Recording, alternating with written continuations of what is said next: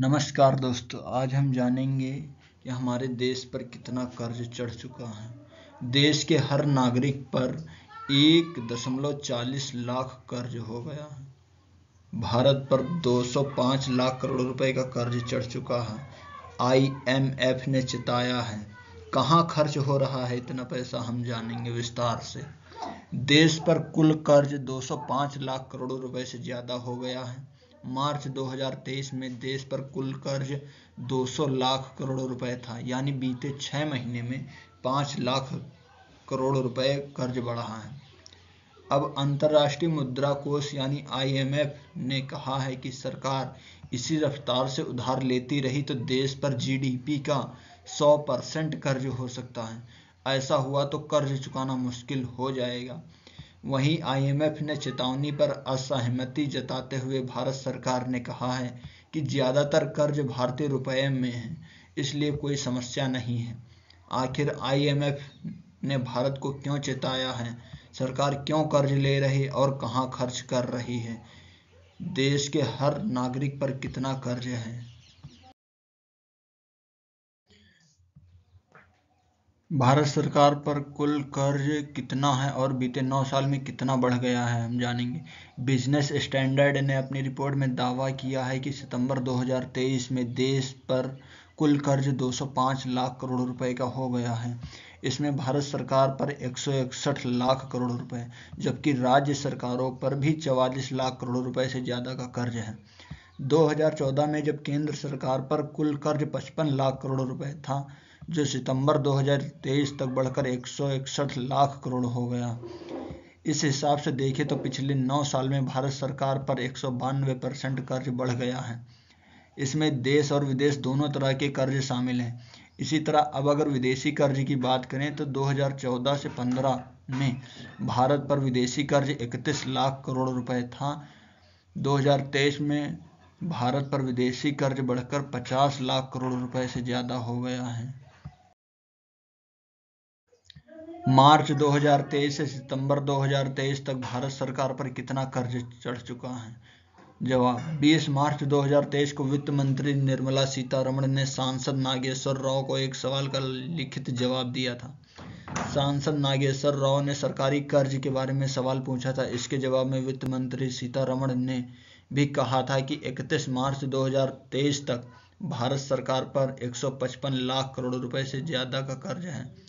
सितंबर 2023 को भारत पर कर्ज 161 लाख करोड़ रुपए हो गया है।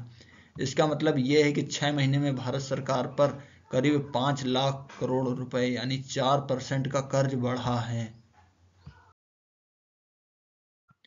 2004 में भारत सरकार पर कितना कर्ज था और साल दर साल ये कैसे बढ़ता चला गया? 2004 में जब मनमोहन सिंह की सरकार बनी तो भारत सरकार पर कुल कर्ज 17 लाख करोड़ रुपए था।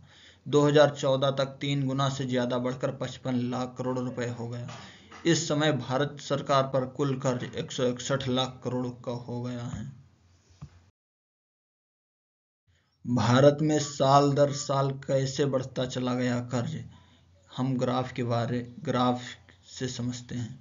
कर्ज लाख करोड़ों रुपए में भारत सरकार पर देश का विदेश की सभी तरह के कर्ज शामिल हैं। इसमें 2004 में 17 लाख करोड़ था, 2009 में 31 लाख करोड़ पहुंच गया, 2014 में 55 लाख करोड़ रुपए हो गया, 2019 में 90 लाख करोड़ हो गया, सितंबर 2023 में 161 लाख करोड़ रुपए हो गया।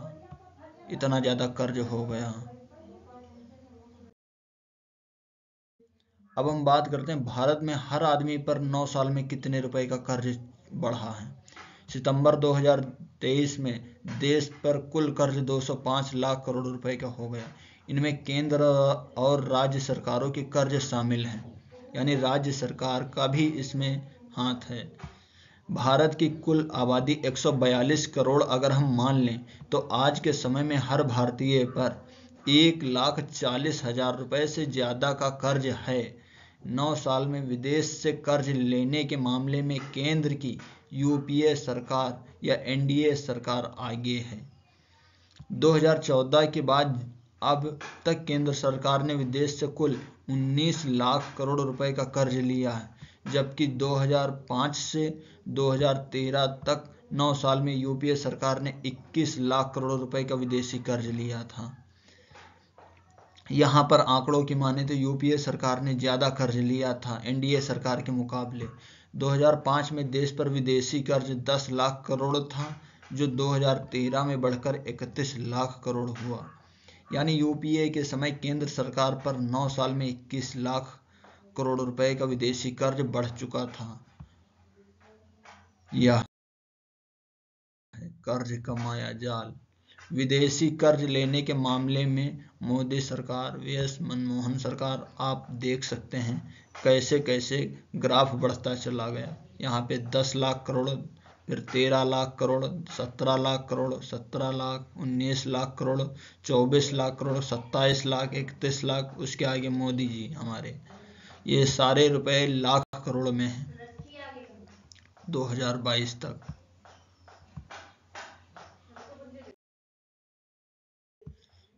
किसी भी देश की सरकार किन वजहों से कर्ज बढ़ता है, हम जानने की कोशिश करेंगे।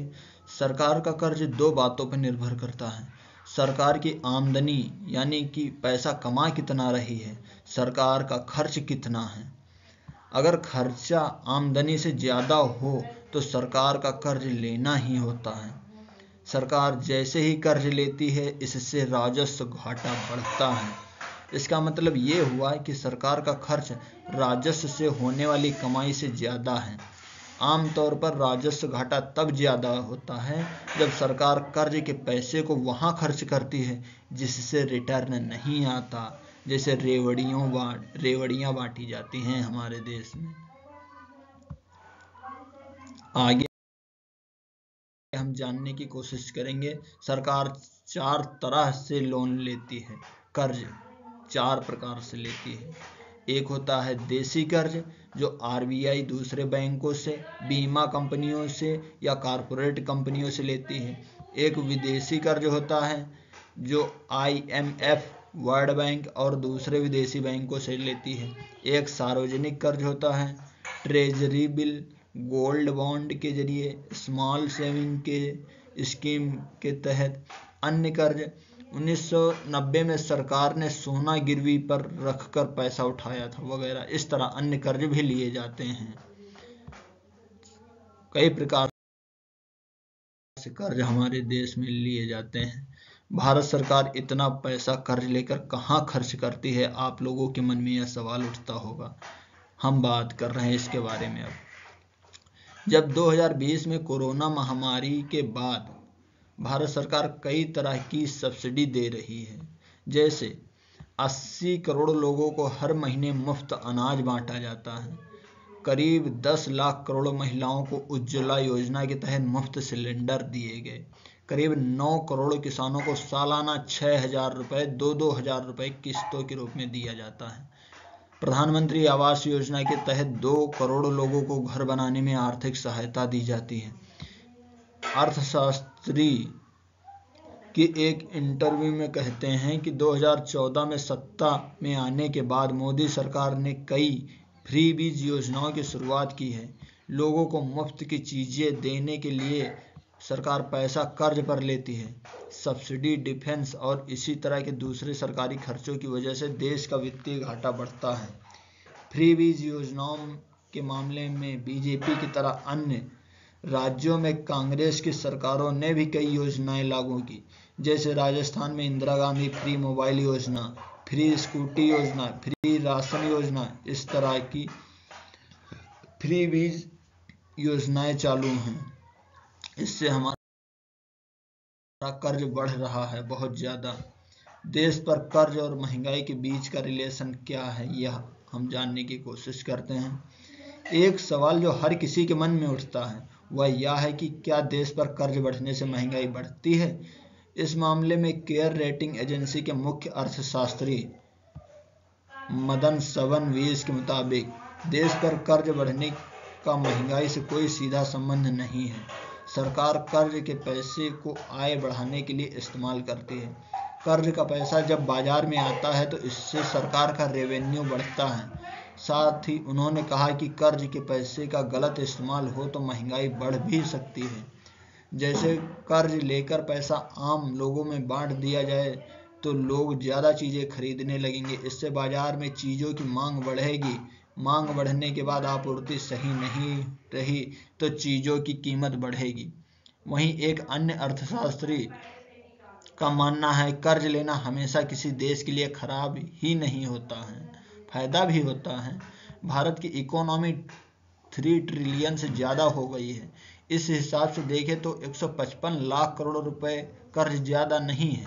ये पैसा सरकार वंदे भारत जैसी ट्रेन चलाने, रोड और एयरपोर्ट बनाने पर खर्च करती है, जो देश के विकास के लिए ज़रूरी भी है कर्ज लेना। लेकिन कर्ज लेना बहुत ज़्यादा ज़रूरी नहीं होता है। अब हम जानने की कोशिश करते हैं दुनिया में सबसे ज़्यादा कर्ज लेने वाले देश कौन हैं। दुनिया में सबसे ज़्यादा कर्ज लेने वाले देशों में जापान जैसे देश शामिल हैं। दुनिया का सबसे ताकतवर देश अमेरिका भी कर्ज लेने में मामले में भारत से भी आगे है। ये अपनी जीडीपी से भी ज़्यादा कर्ज ले लेते हैं। जीडीपी के मुकाबले भारत पर सरकारी कर्ज 90.6% है। हम जापान का कर्ज देखेंगे, जीडीपी के मुकाबले 256.9% है जापान का कर्ज। सूडान का नंबर आता है उसके बाद 209.9% है। ग्रीस है, इरिट्रिया है, कैप वर्दे है, इटली है, सूरीनाम है, बारबोडास है, मालदीव है, सिंगापुर है, अमेरिका है, भारत है, पाकिस्तान है, चीन है। पाकिस्तान अपनी जीडीपी का 83.4% कर्ज ले रखा है। चीन अपनी जीडीपी का 68.9% ले रखा है। चीन देख रहे हो यहाँ पे कितना कम कर्ज ले रखा है, वहीं भारत चीन से आगे है कर्ज लेने के मामले में। अब हम आगे बात करते हैं अमेरिका और विकसित देशों पर इतना ज़्यादा कर्ज है, इसके बावजूद आईएमएफ उन देशों की बजाय भारत को ही क्यों चेतावनी देता रहता है हमेशा। इस जवाब अर्थशास्त्री अरुण कुमार का कहना है कि आईएमएफ अमेरिका या दूसरे विकसित देशों के बजाय भारत को ज़्यादा कर्ज लेने पर 3 वजहों से चेतावनी दे रहा है। क्यों दे रहा है चेतावनी? अमेरिका जैसे देश ये कर्ज अपने ही रिजर्व बैंक से लेते हैं, जबकि भारत वैश्विक संस्थाओं जैसे आईएमएफ, वर्ल्ड बैंक, दूसरे देश की बैंकों से कर्ज लेता है या बड़े बड़े प्राइवेट कंपनियों से कर्ज लेता है। इस स्थिति में भारत के लिए कर्ज चुकाना ज़्यादा मुश्किल हो सकता है। अमेरिका और चीन जैसे देशों के पास खुद का कमाया हुआ बहुत ज़्यादा रुपया है। उनके पास रिजर्व मनी भारत से कई गुना ज़्यादा है। डॉलर दुनिया के कई देशों में करेंसी की तरह खरीदने बेचने में इस्तेमाल होती है। इस स्थिति में अमेरिका और चीन जैसे देशों के लिए कर्ज तोड़ना ज़्यादा मुश्किल नहीं होगा।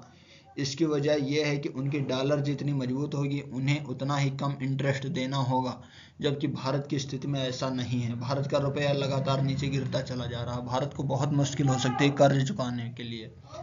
भारत की इकोनॉमी में ज़्यादातर पैसा पोर्टफोलियो इन्वेस्टमेंट और एफडीआई से आता है, जबकि विकसित देशों के साथ ऐसा नहीं। वहाँ की इकोनॉमी भारत से काफ़ी ज़्यादा मजबूत है। इसका उदाहरण यह है कि 2008 में फाइनेंशियल क्राइसिस जिस अमेरिका से शुरू हुआ, सबसे ज़्यादा फायदा अमेरिका को ही हुआ था। नमस्कार दोस्तों, अगर हमारे द्वारा दी गई जानकारी आपको अच्छी लगी हो तो कमेंट करके ज़रूर हमें बताएं, जिससे हम आगे इसी तरह की जानकारी और लेकर आते रहेंगे। धन्यवाद दोस्तों।